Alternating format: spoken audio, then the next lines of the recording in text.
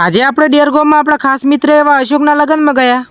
તો જય માતાજી મિત્રો, આપણે 30 દિવસમાં 5000 ફોલોવર કરવાનો આજે છે 20મો દિવસ. સવારમાં વહેલા ઉઠીને નહીં ધોઈને તૈયાર થઈને આવી જાઉં છું ડેરગામમાં, અને ડેરગામના ગોદરે આવીને જોઉં છું તો આપણી રઢિયાળી ગેંગ આપણા પેલા આવીને અહીંયા બેસી ગઈ હતી. એટલે એ ખરાબ અફવાનું છે, ધાબા ઉપર ચડી રહ્યું, ભોય પડવાનો ઈરાદો જ નહીં ને.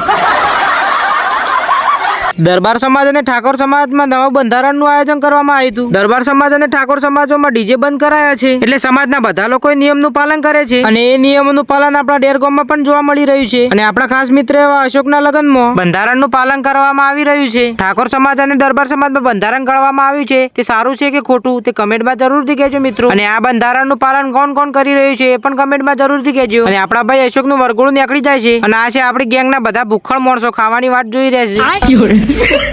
અને ત્યાર પછી વરઘોડું પટી જાય છે ને અમે બધા ભાઈઓ આવી જાય છે જમવા માટે. બધા ભાઈઓ શાંતિથી થાળીઓમાં જમવાનું લઈને બધા લોકો બેસી જઈએ છીએ જમવા માટે. બધા ભાઈઓ શાંતિથી જમવાનું જમી લઈએ છીએ, અને પછી અમે લોકો આવી જઈએ છીએ લખાવા માટે પૈસા. ત્યાર પછી અમે બધા લોકો ચોલો વોલો લખાઈને આવી જઈએ છીએ અમે પુનાસણ ગામમાં, કારણ કે આજે હતી મહાશિવરાત્રી, અને પુનાસણ ગામમાં મહાદેવજીના દર્શન કરી લઈએ છીએ. બધા ભાઈઓ શાંતિથી દર્શન કરી દઈએ છીએ, ને પછી ઈચ્છા થઈ જાય છે કે જઈએ વટેશ્વર મહાદેવજીના મંદિરે. પુનાસણથી બાઇક સટકાઈ મેળીએ છીએ, ને પછી પહોંચી જઈએ છીએ વટેશ્વર મહાદેવજીના મંદિરે. અને ત્યાર પછી અમે મંદિરમાં એન્ટ્રી લઈ લઈએ છીએ, ને બધા ભાઈઓ જઈ રહ્યા છે મહાદેવજીના દર્શન કરવા સાઈડ. ફાઇનલી આવી જઈએ છીએ મહાદેવજીના દર્શન કરવા મંદિરમાં. ત્યાર પછી બધા ભાઈઓ મહાદેવજીના દર્શન કરી લીધા, અને મિત્રો તમે લોકો પણ દર્શન કરી લો. દર્શન કરી દઈએ છીએ, ને પછી આવી જઈએ છીએ બધા લોકો ફોટા પાડવા માટે.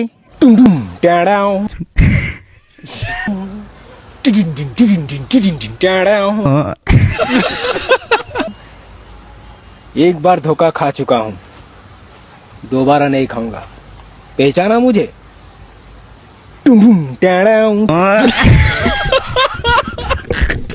અને આપણા વિડીયો ગમતા હોય તો લાઈક, ફોલો અને શેર કરવાનું ભૂલતા નહીં.